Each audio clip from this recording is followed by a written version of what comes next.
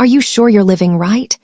The question came to me once from a stranger in a checkout line because I was arguing with my father over a stack of coupons for paper towels. I laughed it off then. We both did. But it clung to me like the smell of fryer oil, there even after you wash your hands. My name is Emily Carter. I'm 27, and I live in Nashville, Tennessee, where the summers hum with cicadas and the winters pretend to be meaner than they are. If stories about family, second chances, and the strange math of love speak to you, I'd be grateful if you subscribe and stay with me through this journey. This is the first chapter of my story. I mocked Dad for being stingy, but when our house burned, his insurance saved us all. I learned the language of my house by listening to the clicks. The click of the thermostat nudged down to 68 in winter. The click of the lamp switched off when I left a room. The click of the plastic binder rings on my dad's big tan organizer, the one he kept on top of the refrigerator like a family Bible, before they snapped open and swallowed another bill, another receipt, another proof that we were, in his words, being responsible.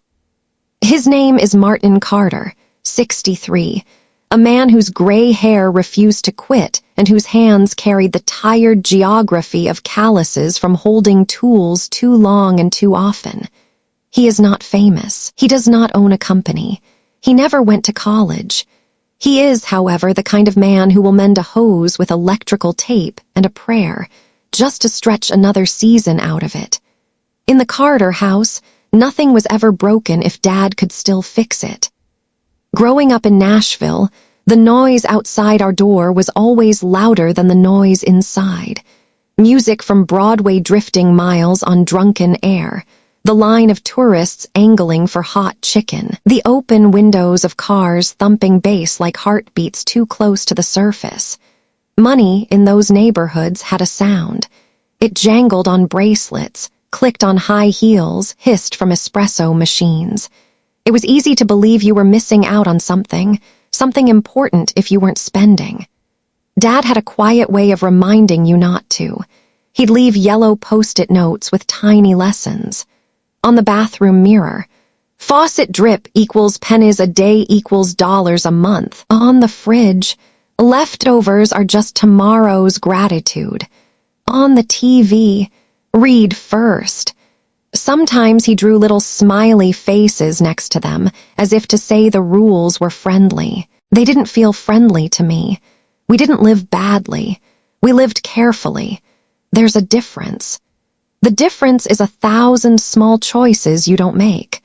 No brand new sneakers because last year's are still fine. No movie theater because the library has DVDs. No lights left on because electricity doesn't grow on trees, though he knew, and I knew he knew, that trees have a lot to say about electricity. Dad kept what he called the envelope system in the top drawer by the stove. He labeled them in block letters with a Sharpie: groceries, gas, electric, emergency. On payday Fridays, he'd sit at the table and sort cash into the envelopes with a ceremony that made me think of communion. He'd stretch every bill the way you stretch a sore muscle, slowly, carefully, like if you moved too fast you'd tear something. Needs before wants, he'd say. That's how you sleep at night. When's the last time you slept in the morning? I'd tease. He woke before dawn, even on Sundays. You only like sleep because it's free. He laughed, which turned our wooden kitchen into a warmer place, but later, when I wanted to go to the movies or buy the dress with the little daisy flowers on the collar, he'd say, "Not this month, Em, we're close on the electric." And I'd think, "You're not careful, you're stubborn." At Kroger, he knew the floor plan like a map of old friends. The clearance rack in the back near the milk cases. The dented can shelf. He clipped coupons as if each one owed him a handshake. He made other people in line wait while he argued about a double discount on cereal. Worse, he wore his responsibility like a badge. I was the daughter who learned to smile apologetically to cashiers, to explain with my eyes that I was held captive by someone else's rules. If you've ever done that, you know how heavy the air gets around you. I wish I could tell you I understood then. That some part of me saw a man trying to protect us the only way he knew. You want me to be wise in hindsight because that's easier to read. But I wasn't. I was not wise. I was a 20-something in a city that turns pretty people into prophets if they can just be seen at the right place with the right coffee. Speaking of coffee, there was a day at Frothy Monkey, a cafe where the baristas have better tattoos than I have stories, when I paid $6 for a latte and posted a picture of the foam heart. Dad asked when I showed him, "How much was that?" I told him. He didn't scold. He didn't need to. That's worse, when someone only says 8 shem. Life is meant to be enjoyed, I said, feeling heat rise to my face. It is, he said, and also lived. You say it like those are opposite. They can be if you ignore math. There's a special insult you reserve for the people who raised you. You make them small. I made him small with my sneer, my sigh, my little speeches about experiences, about being young once, about not wanting to miss what the world offers. He'd turn a light off, I'd turn it back on theatrically. He'd ask me to put on a sweater, I'd pull it off and say, "I can feel my fingers just fine." Sometimes you can love someone and still want to win against them. In our house, we competed for the thermostat like it gave out medals.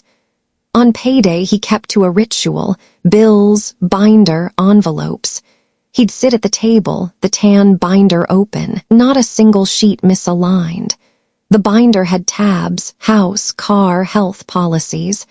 I used to make a joke with my friends that if a tornado ever hit, Dad wouldn't grab us first, he'd grab that binder. People would laugh and say, honestly, good for him, and I'd double down. Yeah, because at least the binder appreciates him. People laughed again. I did too, because it felt like victory.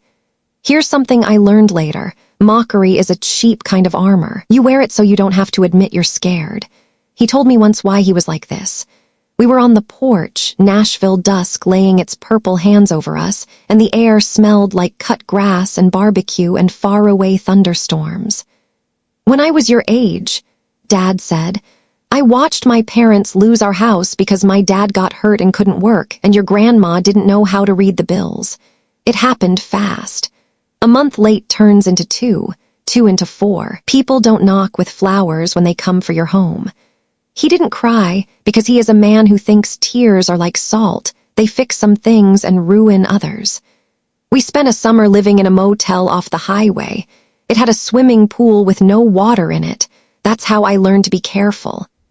I'd heard the story before, but stories, like songs, change depending on who's listening. That night, I didn't want his lesson. I wanted more space than the lesson allowed. We're not them, I said. This is a different time. He nodded. Different times, same math. Later, I went to a party in East Nashville. Everyone laughing with drinks that cost the same as one of our electric bills. I told a story about my dad filling Ziploc bags with water to make his own ice packs instead of buying the gel ones, how he sliced a paper towel roll in half to make them last longer. People laughed, and the laugh landed in me like sugar, brief, exciting, and immediately gone. I should have felt shame. I didn't. Not then. Mom, her name is Linda, tried to hold the middle ground with a grace I think I'll spend my life trying to emulate. She worked part-time at the elementary school and kept her own binder, thinner and full of recipes and schedules and notes about who needed a dentist appointment when. She bought me thrift store dresses, but added a ribbon here and a button there so they looked new. At night, after Dad went to bed, she'd sit with me on the couch, our legs pressed together, and she'd say, Your dad measures love in ways that don't always show, but they are there. Love is supposed to feel like freedom, I told her. It is, she said, but sometimes freedom is built out of fences you don't notice until you need them. One afternoon in late October, wind picking at the last leaves, I came home early and found Dad at the table, binder open to the tab that said policies. He was filling out a form, the kind with boxes so small they turn words into particles. He looked up, surprised to see me. "Everything okay?" I asked, automatically suspicious. With him, money talk felt like a fire alarm you couldn't turn off. "Just doing renewals," he said. "House, car, gotta keep the doors on the hinges. Isn't that on auto pay?" He shook his head. "I like to see the numbers walk by. What's the point of working hard if you spend your best hours worried about the worst ones?" I asked. I don't think I meant it to cut. Words sometimes sharpen themselves. He clicked the binder rings shut and leaned back. "The point," he said, "is that the worst hours come, no matter how you spend the good ones. Not if you believe something better is possible. That's faith," he said. "I'm not against faith, I just put it in writing." He patted the binder. "You know that feeling when you lose a fight no one else knows you were having." That night, I stayed out late, drifting through the neon of the city with my friend Jenna, the air tipped with cold. We found ourselves on the pedestrian bridge where lovers write their names on locks and fasten them to the railing. I told her I was tired of his no, the no that lived in the envelopes, the no that shut off lights behind me as if I were a ghost. "Move out," she said lightly. "You're 27. "I don't want to move out," I said. "I want him to move on." On a Saturday morning with the sky as bright as a promise, I brought it up again, the latte still warm in my hand like a dare. "You're not poor anymore," I said. "Why live like it?" He kept his voice soft. "I don't live like I'm poor, I live like I remember." "It's embarrassing," I said, and the sharpness in that word hung in the air like a gaudy ornament we both pretended not to see. "People notice. People notice everything and remember nothing," he said. "Except you'll remember when it matters." It should have comforted me. It didn't. We argued about the thermostat, the coffee, the coupons, the rich friend who invited me to a cabin weekend that I declined because Dad said the gas money wasn't in the envelope. I said words I regret. If you've ever spilled milk on a tablecloth and watched it spread into every seam, you know how fast regret travels. That afternoon, when I slammed my bedroom door, it rattled the framed pictures. One of them tipped, my third-grade class photo, me with front teeth too big for my mouth. I righted it, saw the dust lines beneath, and blew them away in a small storm. Outside, I heard the binder rings click open again. Paper whispered. The house smelled like laundry detergent and the onions Mom had cut for dinner. If you're reading this for the twist, it doesn't come in chapter 1. That's not how real life works. The turning doesn't always announce itself. Sometimes the beginning is only a series of small refusals to understand each other. Sometimes a story starts with a thermostat because you both think heat equals love, and neither of you knows how to say you're cold. But if you need a picture to hold, picture a locked drawer in the hallway cabinet. Dad kept the key on his keyring between the house key and the car key. Only he used that drawer. He said it was for important things. I made jokes about spy gear. He smiled. The drawer made a sound when it opened, a glide then a thud, like a secret didn't want to be told. I didn't care what was inside. Isn't that strange? You can live with mysteries not because you trust, but because you're distracted. That week, he took the binder out twice as often. He lifted his eyes to me when I walked into the kitchen, as if he had a thing to say and was choosing not to. I wish he had said it then. I wish I had asked. We were two people circling a conversation like a skittish horse circles a hand that only wants to pet it. One night, it rained, and Nashville wiped itself clean. We fell asleep to the drum of it on the roof, the house humming, every system still working the way Dad insisted it should. In the dark, the refrigerator clicked, the air ducts sighed, the smoke detector blinked green every minute like a small heartbeat. I remember thinking everything is fine. And I remember just as I drifted off, the smell of something far away, someone's fireplace maybe, wood turning to a story in the air. Stories have a way of walking toward you. Later, after the thing that changed us, people would ask when I knew. When I first guessed that the man I mistook for Stingy had built a shelter so wide it would cover us all. I sometimes say it was the post-it on the bathroom mirror that morning, "Check the dryer vent." Or I say it was the binder closing, that final click. Truth is, I didn't know. I made fun of the fences. I didn't see the field. If you've made it this far, stay. There's more. There's a night with sirens in it, and a sky braided with smoke. There's a hand on my shoulder that won't let go. There's a lesson about love I should have learned for the price of a latte and instead learned for the price of a home. But first, there is the last quiet evening we would have for a long time, the last time the thermostat clicked and we didn't notice, because we were arguing about something that in 5 days would not matter at all. And yes, if you're wondering, because maybe you live with your own binder, or your own post-its, or your own little economies, you are not alone. If you've ever rolled your eyes at the person who packs leftovers with the care of a jeweler, who keeps receipts, who says no like a prayer, I'm not here to scold you. I'm only here to tell you that love sometimes disguises itself as caution, and the disguise is so good you can't see its face until the firelight shows it to you. We'll get to the fire, but not yet. For now, remember this. The way a story starts is the way a life often does, with Math and Mercy arguing at the kitchen table, and the people who love each other choosing sides without knowing why. If this story resonates with you, consider subscribing so you don't miss the next chapter. And tell me, when was the last time you mistook someone's caution for a lack of love? If the first part of my story was about the thermostat wars and the clatter of envelopes, then the second part is about the weight of pennies, those small, shiny circles of copper that Dad swore could build a fortress if you only stacked enough of them. I never believed him. I thought he was a man haunted by ghosts of scarcity, while I was a daughter hungry for a life that didn't sound like loose change rattling in a jar.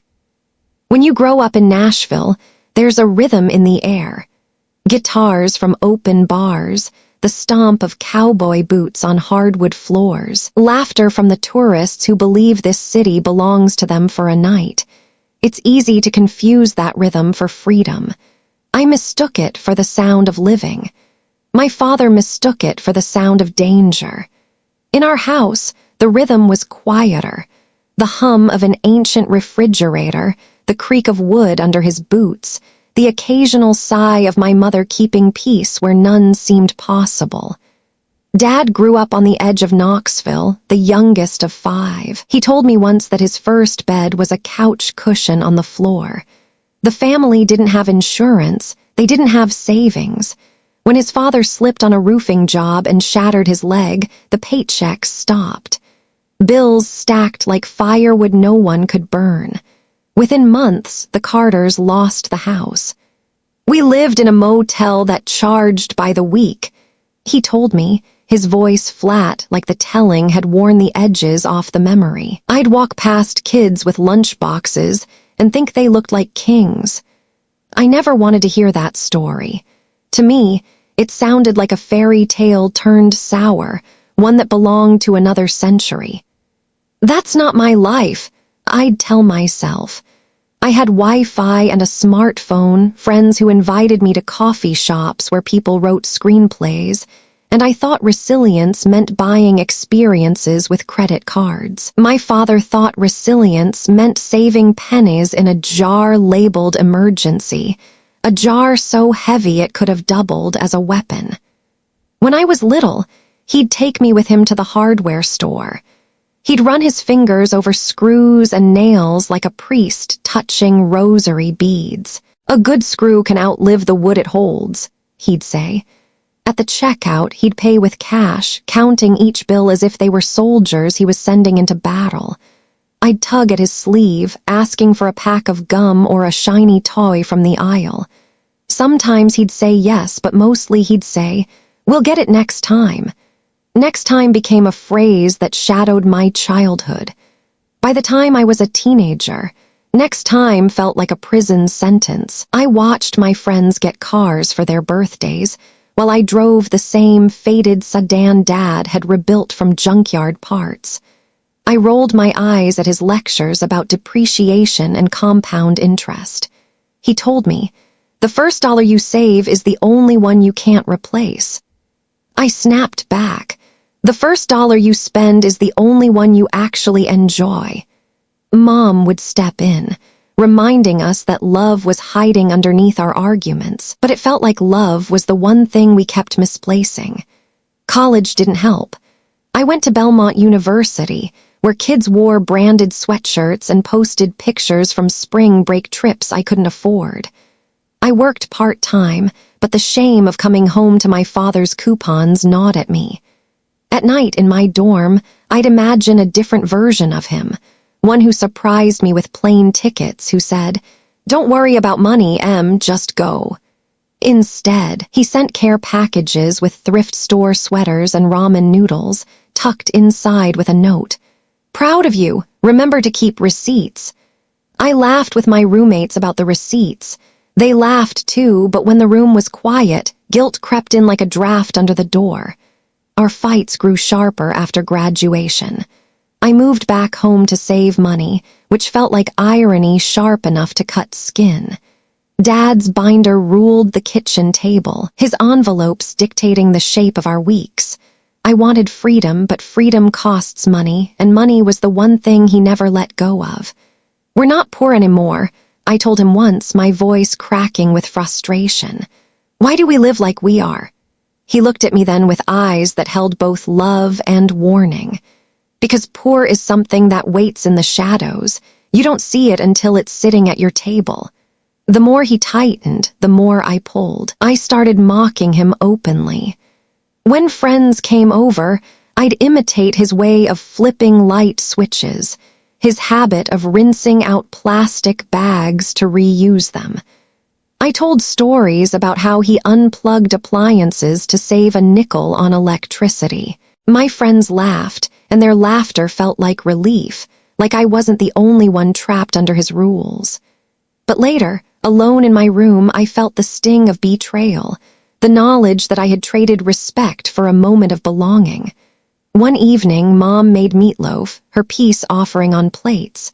The house smelled of onions and ketchup glaze. Dad reminded me to turn off the hallway light when I passed it. I snapped. "What's the point of a house if we can't live in it?" His fork clattered against his plate. For a moment, silence spread across the table like spilled water. Mom looked from him to me, her eyes pleading for a bridge neither of us wanted to build. That night I lay awake, the hum of the air conditioner filling the dark. I thought about the binder, the envelopes, the jar of pennies. I thought about my father's hands, cracked and scarred, holding on to a world he believed could vanish at any second. And I thought about my own hands, soft, restless, reaching for a life I couldn't quite grasp. We were two people bound by blood and divided by fear. His fear of losing everything, my fear of never having enough. The truth is, I didn't hate him. I hated the reflection he held up to me, that maybe I was careless, that maybe I was unprepared, that maybe my laughter at his thrift was a shield against my own terror of the shadows he warned about. But I couldn't admit that then. Admitting it would mean he was right, and nothing stings quite like realizing the person you mock might be the one person keeping you safe. That was the season of pennies.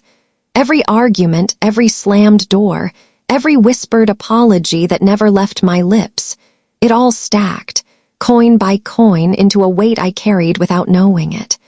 A weight that would only reveal its true worth when the fire came, when the world smelled of smoke and the house we fought over became ash. But that is still to come. For now, it is enough to say this. Before the fire, before the binder saved us, there was a daughter who mistook caution for cruelty and a father who mistook silence for strength. And between them, there was a table, a binder, and the sound of pennies clinking into a jar that was heavier than I ever understood. By the time autumn settled deep into Tennessee, our arguments had taken on a rhythm as steady as the seasons.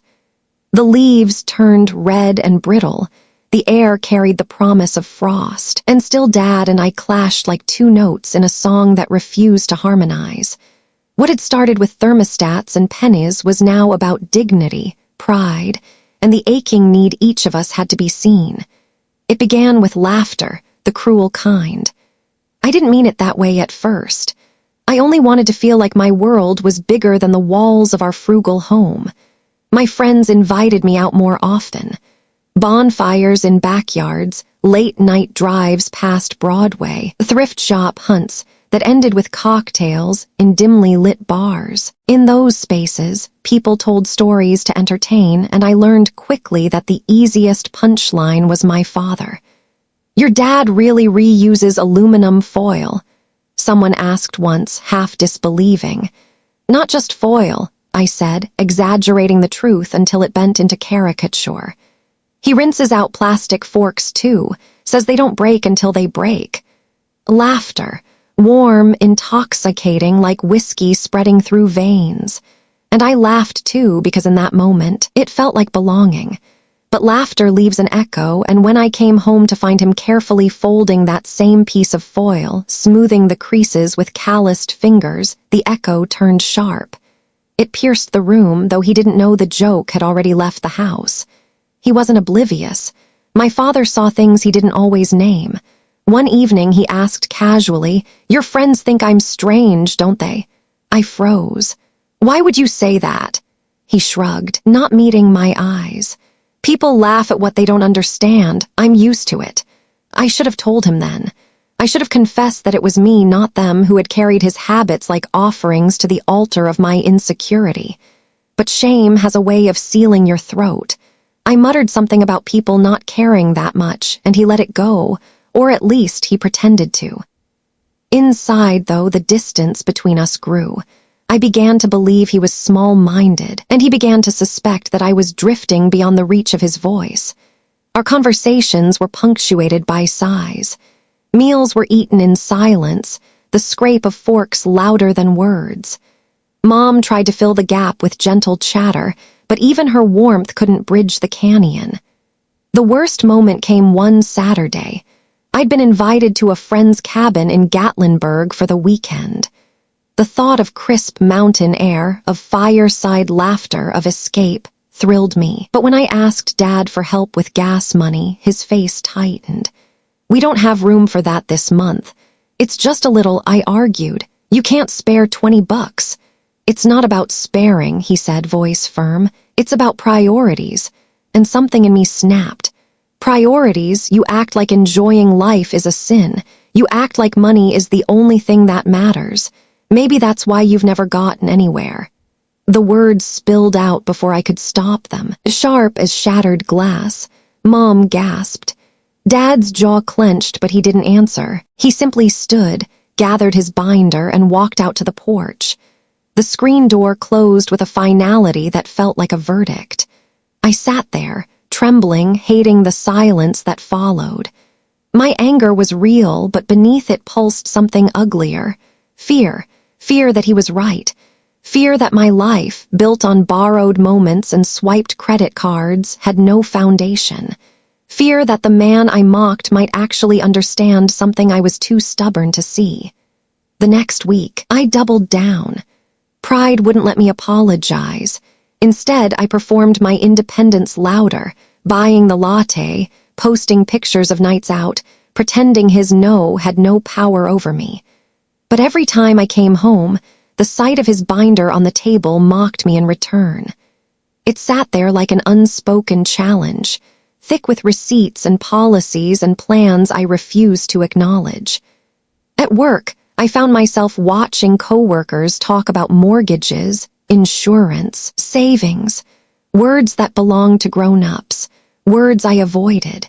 And then, like an unwelcome whisper, my father's voice echoed, "Needs before wants. That's how you sleep at night." But I didn't sleep at night. Not well. Not with the memory of his face when I told him he'd never gotten anywhere.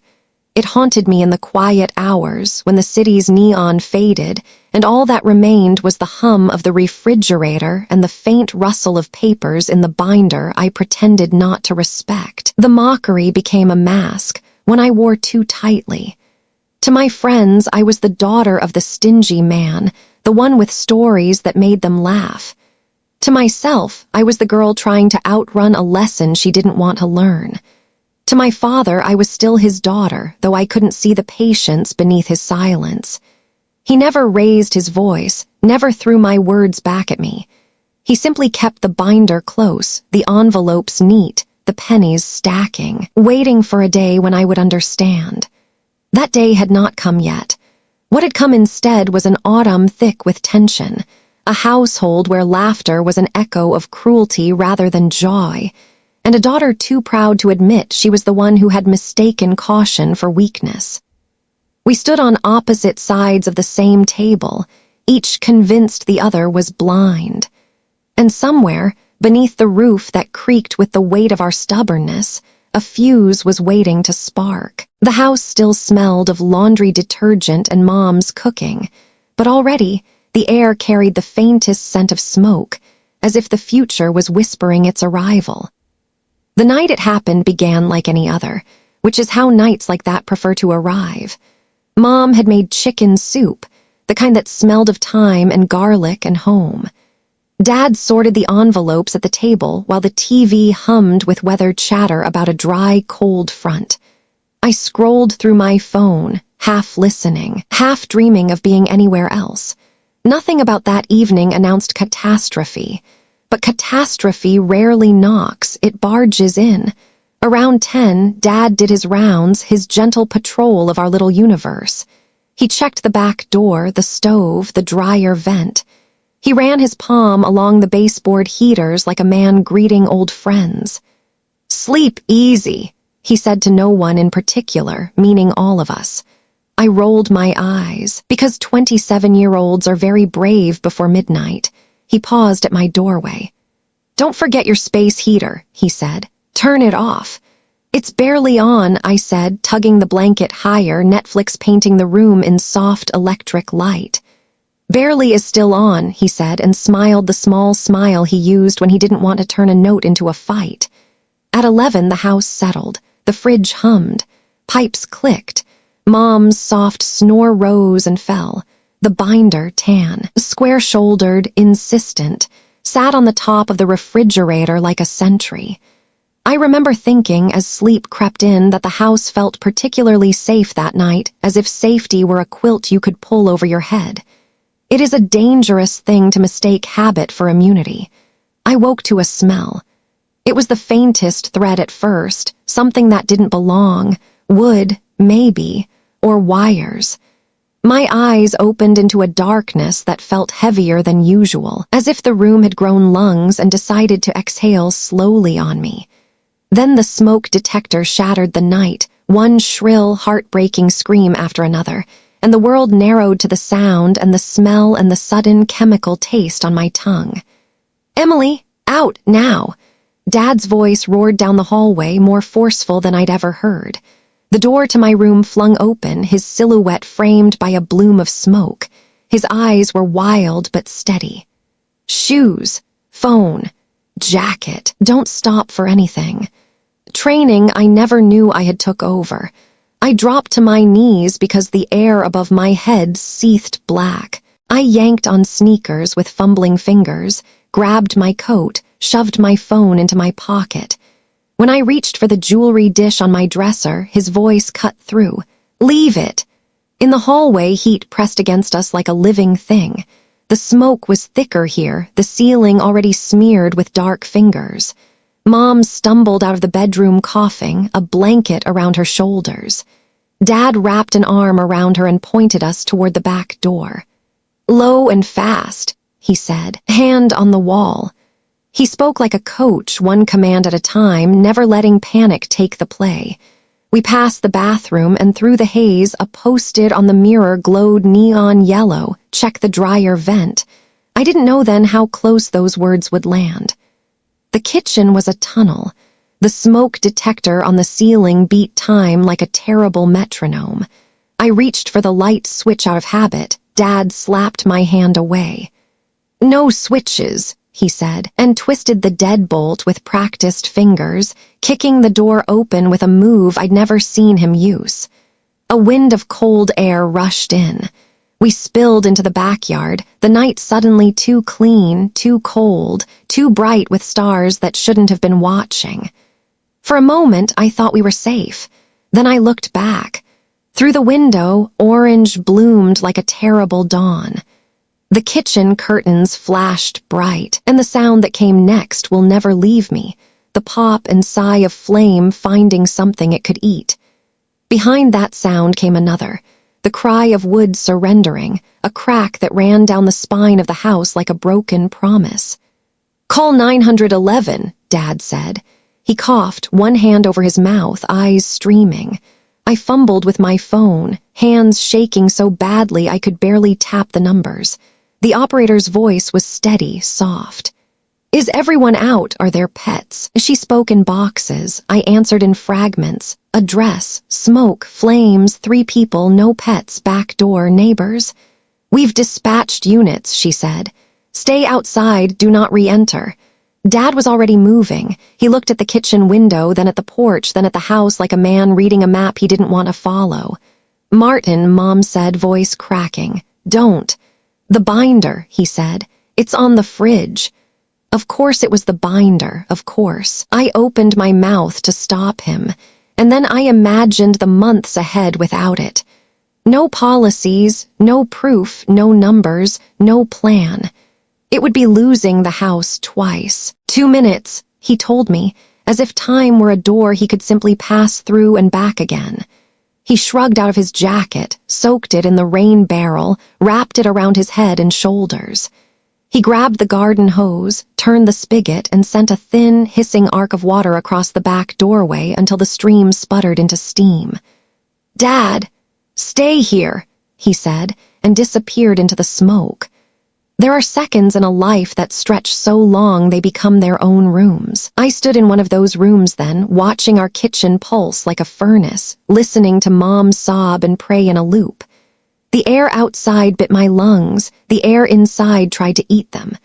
I thought of every laugh I had traded for belonging, every time I called him stingy or stubborn or small. I thought of the tan binder on the fridge, its tabs labeled in block letters, house, car, health, policies. I thought of pennies in a jar, each one a tiny oath.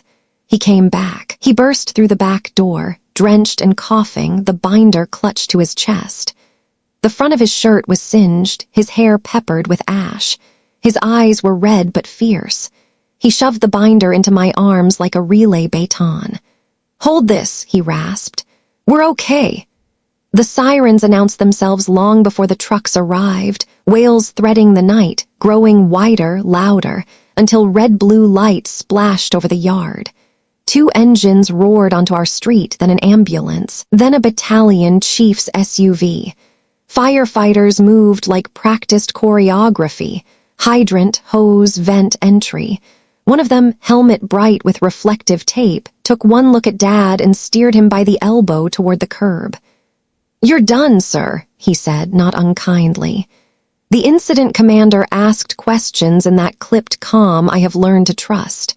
Gas shut off, electrical panel, anyone else inside. He put a hand on my shoulder for 1 second, just enough to anchor me to the grass.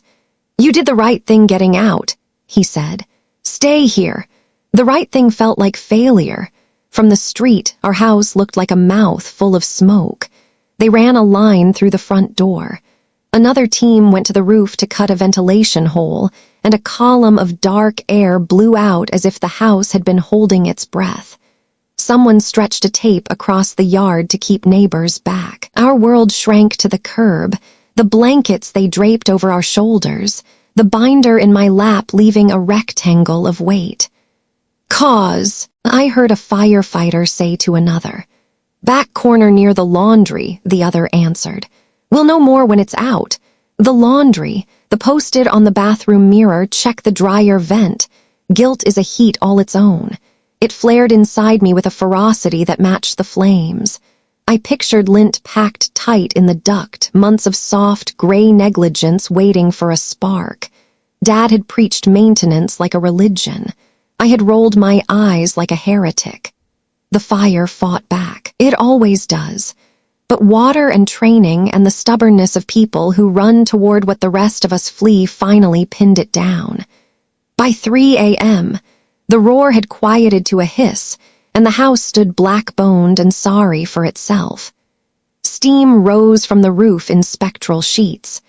A firefighter with a headlamp picked through the kitchen with a pike pole, overturning what the flames had not already claimed, hunting for embers that might pretend to be done. They let us stand at the tape and look. It is a strange thing to see a place you've accused of being too small become suddenly immense with absence. The kitchen was a landscape of ruin.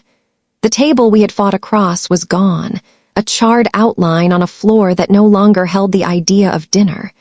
The refrigerator had burst open, its contents a melted still life. Above the stove, the drywall had given up. The studs showed their ribs.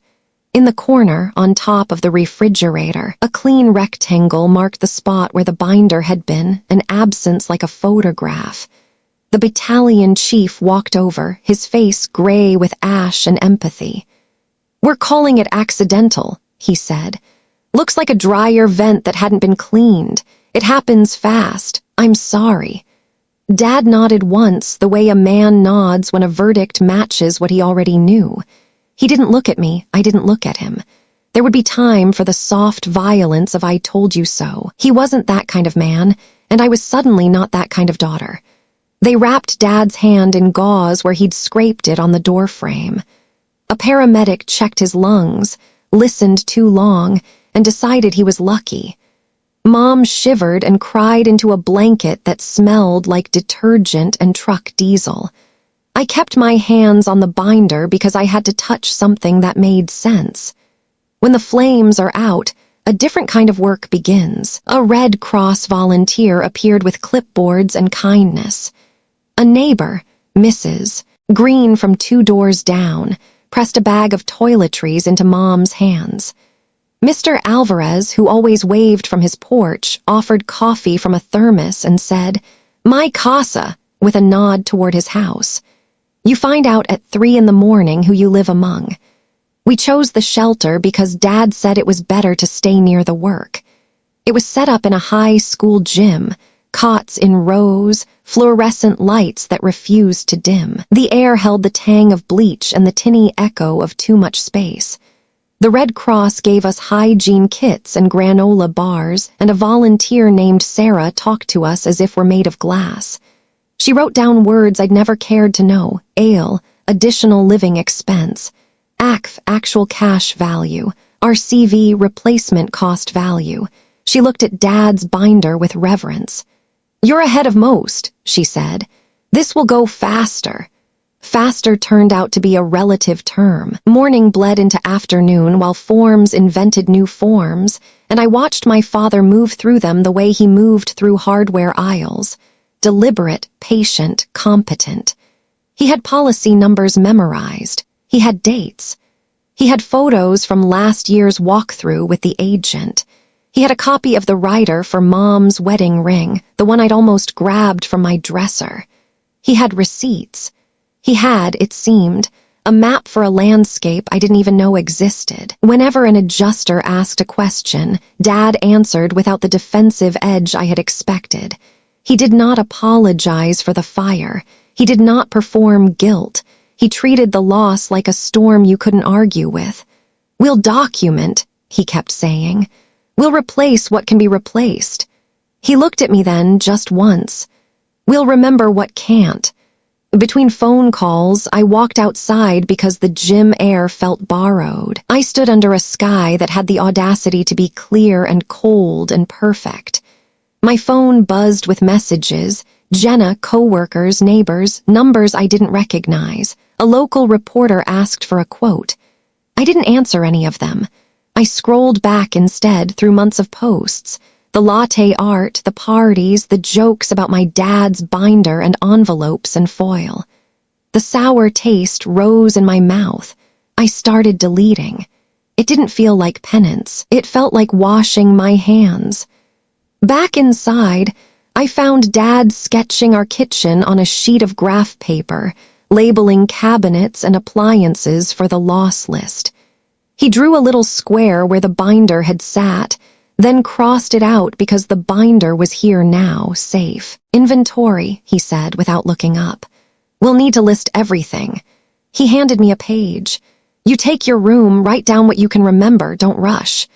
When I hesitated, he finally met my eyes. There was no accusation in them, only invitation. We build from the edges, he said. Work inward. I sat on a cot with a pen that felt too thin for the job and wrote, bed, queen, sheets, blue, lamp, brass, books, 22, photo frame, 3rd grade, jewelry dish, ceramic, sweater, green, sweater, gray, sweater, black. The list stretched, then stuttered, then stretched again. Memory is unruly. It likes to hide the small things and flood you with the wrong ones. I wrote until my hand cramped and the lines blurred. Mom leaned against me and added items I had forgotten. The quilt my sister made, she whispered. The one with the crooked star. Put that down. In the afternoon, the adjuster called back with words that would hold our next weeks together. Covered. The policy my father had paid into for years, faithfully, stubbornly, quietly, had language for our loss. Additional living expenses would cover the shelter first, then a motel. A contents list would start the process of checks. Contractors would be recommended. A cause and origin report would finalize the claim. It was all so ordinary and so miraculous that I wanted to cry. I did cry later in the motel bathroom, where the light was too yellow and the towels too thin. I let water run until the mirror fogged and cried for the door I had slammed, for the jokes I had told at his expense, for the pennies I had mocked as if wait were not another word for commitment. When I came out, eyes raw, Dad pretended he hadn't noticed. He set a plastic-wrapped motel cup of water on the dresser and said, "We'll go to the house in the morning, masks on. We'll see what can be salvaged." The morning at the house felt like waking into a dream you keep trying to fix. The street was quiet, the air a brittle 40 degrees, the front yard damp from last night's fight. The house smelled like the inside of a campfire and a hospital at once, smoke and wet ash, melted plastic, and something sharp I couldn't name. We wore masks and gloves and stepped through the front door because the back was a hole framed by black. Inside, everything had been translated into a new language of ruin. The living room seemed smaller without its furniture, or maybe it seemed larger because the walls had become suggestions. My room was a cave of soot. I found the ceramic dish that used to hold my earrings, cracked, blackened, but intact enough that I recognized its chipped corner. I found a book half-eaten, its words bitten off mid-sentence. I found my 3rd grade photo under a top layer of ash, the glass spider-webbed, my bucktooth smile peering through as if from under ice. In the kitchen, Dad crouched with a contractor's trash bag and a kind of reverence. He picked up the jar of pennies, its glass split into meridians. Copper coins lay in a fan on the floor, some welded together by heat. He ran a gloved thumb over the face of Lincoln, over and over, as if a president's profile could tell him something. "Still worth something," he said softly, dropping the salvageable ones into a Ziploc. "They always are." He pointed out small mercies the way a tour guide points out architectural details. The cast-iron skillet had survived, good metal stubborn in the face of heat. The old metal toolbox, his father's, had scorched edges but a working latch. A ceramic mug with a crack we had mocked for years sat whole, while the pristine ones had burst. "No accounting for it," he said, and for the first time in days, he smiled like a man allowed to find humor in the physics of loss. We filled bag after bag with what could be thrown away because it was too damaged to mourn, and set aside small stacks of what might be coaxed back to usefulness. I found the daisy-collared dress I'd argued about months ago, its flowers blurred by smoke. I folded it like a truce and put it in the maybe pile. Mom rescued a singed recipe card, her sister's handwriting still legible around the edges. Dad found the metal lockbox from the hallway drawer, heat tarnished but resolute. Inside, titles, birth certificates, a thumb drive he had labeled backup with a label maker. He didn't say it out loud, but relief made his shoulders drop an inch. The cause and origin investigator met us there, a woman with a clipboard and boots that did not apologize. She traced a finger along the laundry room wall to a place near the vent and nodded to herself as if the house had just admitted a secret. "Lint ignited," she said. "Happens all the time. People think it won't happen to them." "People think a lot of things," Dad said, not looking at me. It wasn't a rebuke. It was an inventory of human nature. On the drive back to the motel, the city looked sharper. I noticed people at bus stops with coats too thin. I noticed a man balancing a ladder on a bicycle, his face raw with wind. I noticed my father's hands on the steering wheel, bandage blooming white against the gray of his skin, and thought of all the times those hands had turned off lights and clipped coupons and moved cash into envelopes. A life is built out of what hands choose to do when no one is watching. We ate sandwiches from a deli that smelled like vinegar and hope. Mom fell asleep on the motel bed with the TV murmuring. Dad opened the binder and laid out the next steps on the little round table: temporary housing approval, debris removal, content valuation, contractor quotes. He spoke softly, more to the binder than to me, but I knew he was letting me stand inside the work. "This is what the envelopes were for," he said. "This, not saying no to you, saying yes to this day when it came." I sat down. "I'm sorry," I said finally, the words so heavy they pulled my shoulders forward. "For the jokes, for making you small." He looked up slowly. There was a long pause in which I heard both our hearts adjust to a new rhythm. "You didn't make me small," he said. "You made yourself smaller to fit into rooms that weren't built for you. That's over now." I laughed, a short, disbelieving sound. "You're giving me grace I don't deserve." "That's how grace works," he said, and turned the page. That night, I called Jenna and told her everything. I told her about the binder and the pennies and the way the house glowed from the inside like something wholly gone wrong. I told her I had deleted the posts, that I was ashamed, that I felt like a child waking up in a grown-up's emergency. She didn't scold me. She said, "You're allowed to change your mind about what matters." I lay awake in the motel bed and thought about fences, the kind Mom had once said you don't notice until you need them. Our fence had been made of paper and copper and the steady accumulation of small yesies and smaller nos. It had looked from the outside like stinginess. From here, it looked like love. In the morning, Dad took 2 dimes and a nickel from the plastic bag of cleaned coins and set them on the table. "Laundry," he said with a soft grin, and for the first time since the fire, we all laughed. Over the next days, the machinery of recovery spun up. Insurance numbers turned into deposits for temporary housing. A realtor friend found a short-term rental that smelled like new paint and future. Contractors measured and murmured and emailed estimates with line items that read like a foreign language I was learning in real time. We argued about flooring and cabinets, and whether to rebuild the kitchen exactly as it had been or change it. Dad let me choose the cabinet pulls. "You pick what you'll touch every day," he said. "It helps you remember you're allowed to shape your life." In quieter hours, I watched him on the phone with our agent, thanking them for quick responses, asking precise questions about debris removal coverage and code upgrades. He had a list, and he checked items off with the same satisfaction I used to get from spending money I didn't have. There are many kinds of pleasure in the world. One of them is watching competence knit a torn thing back together. On the 5th night after the fire, we drove by the house at dusk. The caution tape fluttered. The windows were blank. We sat in the car and said nothing for a long time. Then Dad spoke without turning his head. "You don't have to be me," he said. You don't have to keep envelopes or clip coupons or save foil, but you do have to know where your shelter is. I nodded.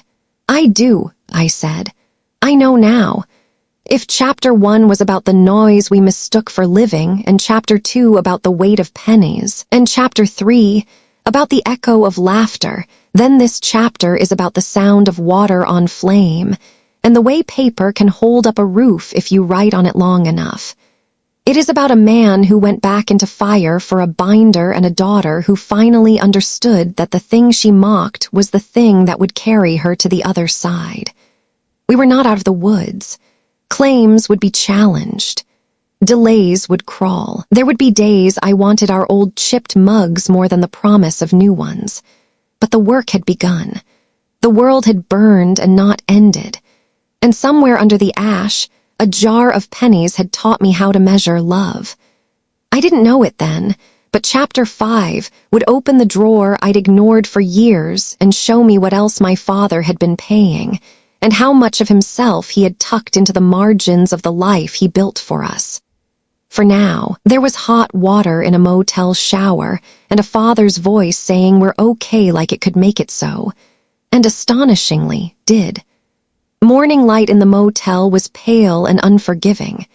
It crept around the edges of the blackout curtains and settled on the round table where Dad's binder sat like a fourth family member. I woke to the sound of pages turning. He was already dressed, his glasses sliding down his nose, a pen moving across forms with the precision of a surgeon. The world outside had burned, but inside that binder he was building walls again, line by line. "Coffee's free downstairs," he said without looking up. "Grab a cup before it goes." I shuffled down in borrowed sweats, stood in line with other families wearing the same dazed expressions, and poured bitter motel coffee into a styrofoam cup. On the way back, I noticed a little boy clutching a stuffed animal burned on one side, its fur stiff with soot. His mother's face looked like mine in the mirror, sleepless, guilty, but grateful to still have something to hold. I gave her a smile, the kind that says, I know. She gave me one back. Trauma, it turns out, has a language without words. Back upstairs, Dad was explaining policy terms to Mom. This section covers additional living expenses, food, motel, clothing allowance. This section here, personal property. We'll need an inventory room by room, photos help. He turned to me. You still have pictures on your phone. I scrolled through my gallery, fingers heavy. Parties, lattes, sunsets, and yes, a handful of shots at home, mostly ones I had mocked at the time. The Christmas tree with half the lights out. The pantry stocked with off-brand cereal, Dad fixing the porch rail. At the time, I'd thought I was capturing irony. Now, each image was evidence. Proof that we had lived, that we had owned these things. Proof that would turn into dollars and cents and into the chance to rebuild. We drove to the insurance office that afternoon. The building smelled faintly of copier toner and stale carpet cleaner. Our agent, a brisk woman named MS. Howard shook Dad's hand with both of hers. "You've been with us 20 years, she said, flipping through his papers. "That makes this easier." She glanced at me, her eyes soft. "You're lucky your father's as meticulous as he is." Lucky. The word stung because I had spent years calling him Stingy instead. But as she explained coverage, I began to understand. The policy wasn't just a contract. It was a safety net he had woven with his own sacrifice. Every coupon clipped, every dollar denied, every light switched off. They had all fed this net. And now, instead of falling into ruin, we were suspended, bruised but not broken. At night in the motel, Dad spread the binder open and handed me tasks.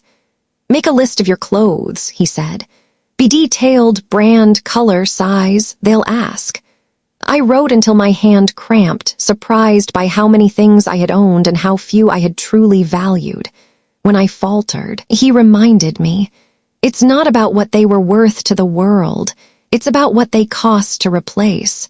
That's how we recover." I thought about all the nights I had begged for new clothes, the way I equated fabric with freedom. Now, writing each item down, I saw them differently, not as symbols of status, but as fragile threads that could vanish overnight. The value wasn't in owning them. It was in the roof they hung beneath, the man who had guarded that roof with receipts and policies. Mom, too, began to see him anew. She sat beside him, adding notes in her tidy script. Kitchen mixer, wedding gift from Aunt Clara. Quilt handmade, books over 100. She paused, tears slipping down her cheeks. So much gone. Dad placed his hand over hers. So much left, he said simply, and for once she nodded without argument. The truth of what he had done unfolded slowly. I learned that the binder contained more than insurance papers. It held copies of our birth certificates, passports, medical records, even the deed to the house. There were letters, too, letters I had never seen. One was addressed to me, written years ago, sealed in an envelope labeled "If I'm gone." I didn't dare open it yet, but knowing it existed pressed on my heart. He had thought of everything, prepared for every possibility, even the one I couldn't bear. I also learned about the premiums he had paid, quietly, steadily, while I rolled my eyes at his refusals. He had gone without new shoes, without vacations, without indulgences, so that when the fire came, we would not be ruined. His stinginess was not smallness, it was foresight, it was love written in numbers. One evening, as he flipped through the binder, I asked, "Why didn't you ever tell me? Why didn't you explain what you were doing?" He looked up, tired but kind. Because explaining sounds like justifying, and I wasn't ashamed. I figured one day you'd see. That answer gutted me because he was right. I was seeing now. Too late to take back the years of mockery, but in time to change the years ahead. In the weeks that followed, the binder became our map. Adjusters came, contractors estimated, checks arrived. We moved from the motel to a rental house with beige walls and carpets that smelled of paint. It wasn't home, but it was shelter. Every step was possible because of his preparation. Every signature on every form felt like his vindication. And me, I stopped laughing. I started listening. I learned how to read a policy, how to file a claim, how to see the quiet heroism in keeping receipts. I began to carry my own little notebook, jotting down expenses, tracking details. Not because he asked me to, but because I wanted to, because I finally understood. One night after Mom had gone to bed, I sat with him at the table. The binder lay open between us, its pages worn, its corners bent. "I used to think this was your religion," I said softly. He smiled faintly. "Maybe it is, but every religion has its purpose. This one's about keeping us safe." I reached across the table, my fingers brushing the binder's edge. "I'm sorry," I whispered, "for every joke, for every time I made you small." He didn't flinch.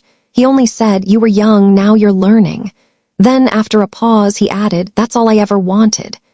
It struck me then that the binder wasn't just paper, it was proof of devotion. It was the record of a man who gave up his own ease so his family could stand again after fire. It was, in its own way, a love letter, one I had ignored until the flames forced me to read. If the fire had taken everything, the binder gave it back. Not in the same form, not without scars, but in a way that let us keep moving. And for the first time, I looked at my father and saw not a stingy man, but a savior. Not a miser, but a guardian. Not someone who had denied me, but someone who had given me everything that mattered. The house could burn. The clothes could vanish, but the binder held. And in it, I finally saw my father's heart. By the time weeks had blurred into months, the rhythm of our lives had shifted. The fire was no longer an event but a season, one marked by contractor visits, phone calls with adjusters, and the constant hum of recovery. The binder remained our compass, but something else had begun to change too, me. For the first time, I wasn't just reacting to my father's rules. I was listening, learning, and carrying some of the weight myself. The rental house was smaller than what we had lost, with beige carpets that smelled of paint and cabinets that closed too loudly. But it was safe, and safety had become precious. Each night we ate dinner at the folding table provided by the rental company, and each night Dad pulled out the binder afterward. At first, I thought he was simply clinging to habit. Then I realized the binder was less about paper now and more about teaching. He had begun to show me, page by page, what resilience looked like in practice. One evening, he spread out copies of bills and insurance statements. 3 things you always protect, he said, tapping each sheet with a calloused finger. Shelter, health, future, everything else is negotiable. I nodded, scribbling his words into my notebook. The same notebook I had once used to doodle at meetings, now filled with policy numbers, contractor names, and lists of what needed replacing. He noticed me writing and smiled faintly. Good, you're starting your own binder. I laughed. Don't push your luck. But secretly, I liked the feeling, like I was inheriting a language I had refused to learn. The more I learned, the more I understood the depth of his planning. He hadn't only carried homeowners insurance. There was life insurance, disability coverage, even a small policy for Mom through her part-time job. He had mapped contingencies like a cartographer of catastrophe. You can't stop storms from coming, he explained. But you can draw the exits before you're trapped. And then he gave me practical lessons. Simple, actionable things. Every month, set aside something, even if it's $5. Don't touch it unless you have to. Know where your documents are. If you have to run, you can't afford to waste time searching. Keep an emergency bag by the door, flashlight, batteries, a little cash, copies of ID. You hope you'll never need it. You'll thank yourself if you do. I had mocked his envelopes, but now I started my own. Not for gas and groceries, but for goals. One marked savings, another marked travel, and one more, at his suggestion, labeled emergency. When I told him, he didn't gloat. He just nodded as if a seed had finally sprouted. Mom noticed the change, too. She watched as I helped Dad list replacement items, negotiate with contractors, and call the bank. You sound just like him, she teased one night. All numbers and plans. I blushed, half proud, half guilty. Maybe that's not so bad, I admitted. She kissed my forehead. It's not bad at all. Still, the shadow of guilt lingered. At night, when the rental was quiet, I replayed every cruel laugh, every dismissive comment. The sting of my words, "You've never gotten anywhere," haunted me. But Dad never brought it up. He carried his scars on his hands and in his lungs, but he carried no bitterness. That silence was its own kind of lesson. Forgiveness doesn't need to be declared to be real. One afternoon, while sorting salvageable items from the fire site, I found the jar of pennies. The glass was cracked, the coins fused into little clumps by heat. I picked one up, its surface warped, Lincoln's face half erased. It was ruined, yet still undeniably a penny, still worth something. I held it out to Dad. "Why keep these?" I asked. He turned it over in his fingers, eyes distant. "Because survival is made of small things, a penny here, a penny there. You can't see it building until the day you need the pile. Then it's everything." I slipped the fused coin into my pocket. A reminder, a talisman. The real shift came during a conversation I didn't expect. We were driving back from the insurance office, the car filled with the scent of takeout sandwiches. Dad said quietly, "I know I made you feel deprived sometimes." I froze. "Dad." "No, listen, I wanted to give you more, I always did. But I also wanted to make sure you were never without. There's a difference between not having and not being ruined. I chose the second." His voice cracked, just barely. I swallowed hard, blinking back tears. "I know now," I whispered. "I wish I'd known sooner."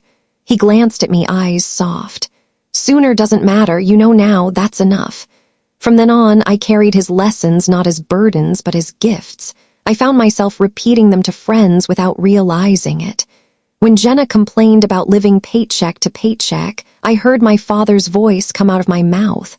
"Start with $5, just one envelope. It adds up." She blinked at me, surprised. "You sound like your dad." For the first time, I smiled at the comparison.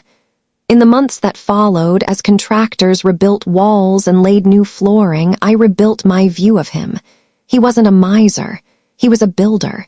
His tools weren't just hammers and tape, but foresight and patience. And while the house rose again, so did my respect. I began spending evenings with him not because I had to, but because I wanted to. We watched the news together, and he explained interest rates and inflation like bedtime stories. We walked through hardware stores, and I asked questions instead of rolling my eyes. He showed me how to compare warranties, how to read the fine print, how to spot the difference between cheap and durable. Each lesson was another brick in the bridge between us. One night, over mugs of motel coffee, I asked him what he wished someone had told him when he was my age. He thought for a long time before answering. That caution isn't fear, it's love with a long memory. Those words sank into me deeper than any lecture ever had. By the time the house was nearly finished, I realized something. I no longer measured my father's love by what he gave me in the moment. I measured it by what he had preserved for me when disaster struck. And I wanted to live in a way that honored that. So I started writing my own binder. Not as thick, not as precise, but mine. Inside it, I put copies of my resume, savings goals, emergency contacts, even the warped penny. On the front, I wrote one word: shelter. When I showed it to Dad, he didn't laugh. He only touched the cover gently and said, "Good, now you understand." And I did. For the first time in my life, I truly did. If the fire had taken everything, it had also given me this. The wisdom hidden inside his caution, the proof that preparation is its own form of love. And as I looked at the man I had mocked for being stingy, I saw instead a teacher, a guardian, and the author of the strongest shelter I had ever known. The house was nearly finished when I realized the fire had left us with more than ashes. It had left us with clarity. New walls stood where charred beams had collapsed. Fresh paint covered scars. But the real rebuilding had happened inside me, in the space where shame had given way to gratitude. I used to measure life in what I lacked. Now I measured it in what endured. My father's patience. My mother's quiet strength. The binder, thick with proof of foresight, and the simple truth that love often looks nothing like what you expect. The day we carried our boxes back into the house, I paused on the porch. The door was new, but the threshold felt familiar under my feet. Dad handed me a key, the metal still warm from his palm. "This is home again," he said, and for the first time I understood. Home wasn't wood and shingles.